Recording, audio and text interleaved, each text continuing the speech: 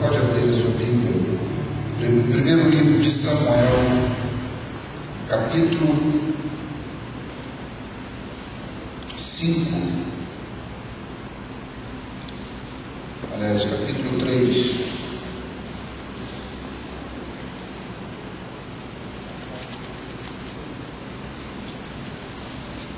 Primeiro livro de Samuel, capítulo 3.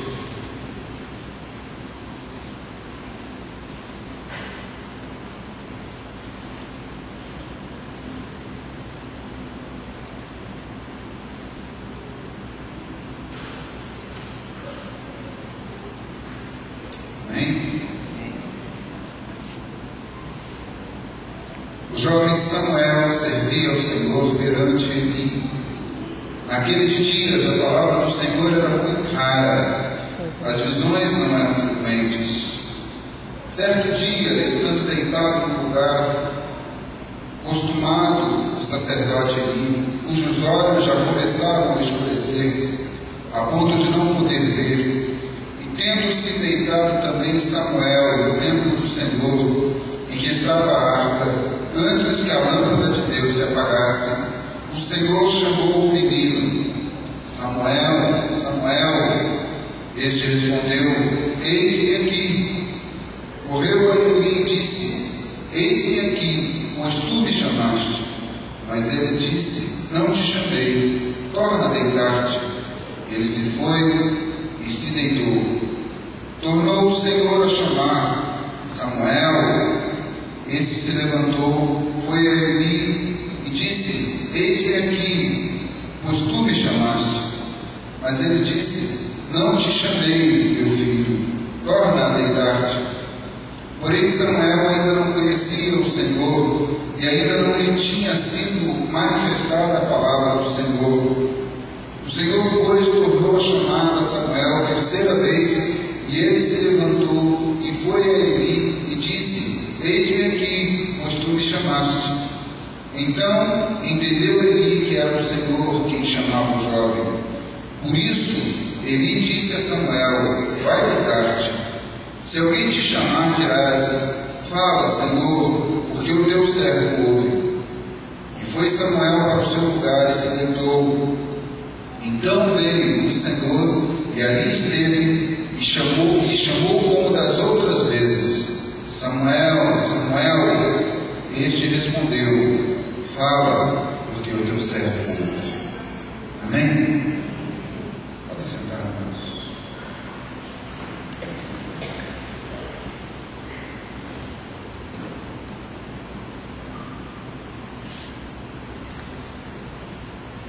Quantas vezes na sua vida você ouviu o Senhor chamar tão claramente assim?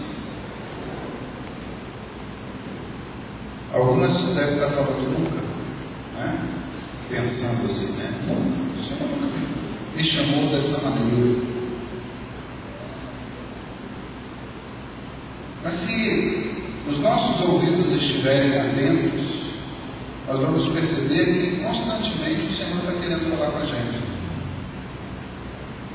Eu diria até que todo dia o Senhor quer ter um momento de conversa conosco, um momento em que Ele se manifesta a nós de uma maneira sobrenatural e nós nos reportamos a Ele e nos identificamos com Ele. Nesse tempo, é interessante o que o texto fala, que nesses dias, a palavra, no primeiro versículo, diz que a palavra do Senhor era muito rara, as visões não eram frequentes. Agora deixa eu colocar um pouquinho a respeito da realidade daquela época. Voltando um pouquinho na história, nós vamos encontrar que quem era o sacerdote da vida de Israel naquele tempo era o sacerdote Eli. E Eli era um bom sacerdote, um homem de Deus, alguém que Deus havia confiado a entrega das adorações, das ofertas, do sacerdócio para o povo de Israel. As pessoas iam até Eli para se consultar com ele. Eli era um homem de Deus e era reconhecido por por todo Israel naquele tempo como um homem de Deus.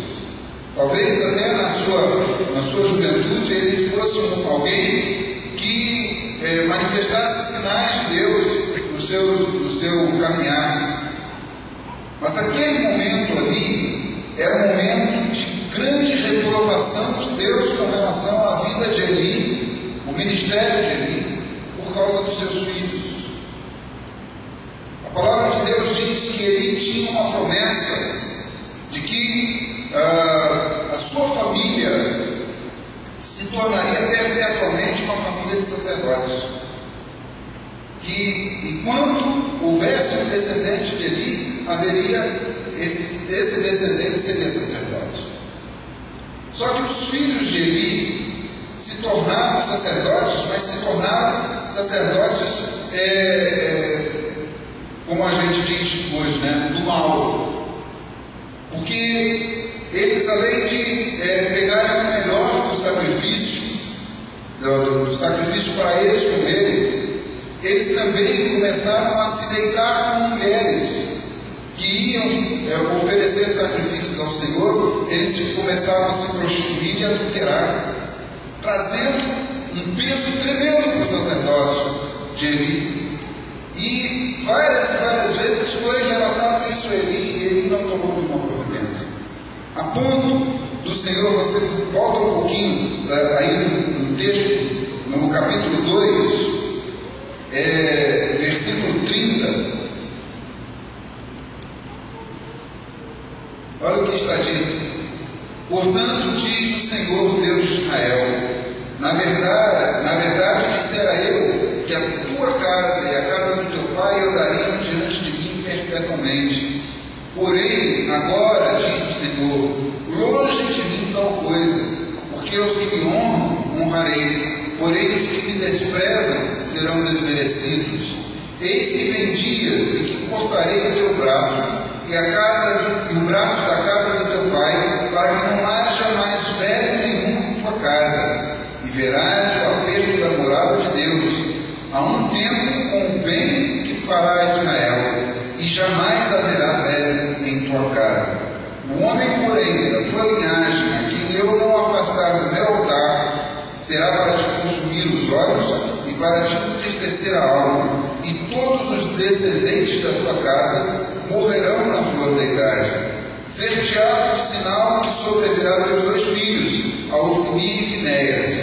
Ambos morrerão no mesmo dia. Então suscitarei para mim um sacerdote fiel, que procederá segundo o que tenho no coração e na mente. Edificar-lhe-ei uma casa estável, e andará ele diante do meu ungido para sempre.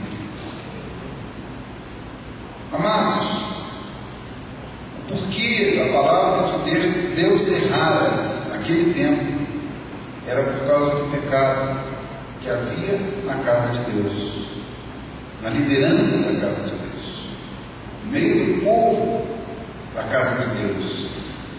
Deus não conseguia mais falar, não podia mais falar, porque os homens a quem ele havia confiado a palavra não estavam receptivos, estavam preocupados com outras coisas, com a sua própria vida, com prazeres, com manipulações. Por isso, a palavra de Deus era muito rara e as visões não aconteciam. O nosso tempo não é um tempo muito diferente.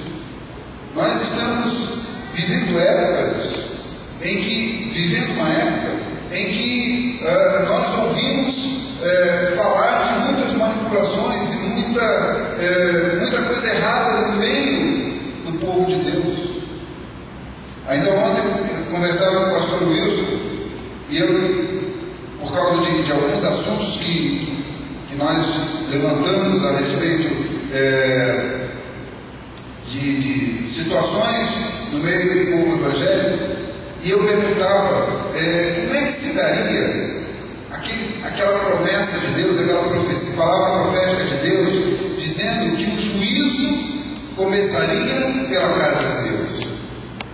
E aí nós conversamos a respeito disso, e uma das coisas que a gente sente é que Deus vai começar a revelar o que é sujo no meio da casa dele. Aquilo que está escondido, aquilo que se faz no oculto, pensando, nunca ninguém vai ser descoberto, nunca ninguém vai poder olhar e ver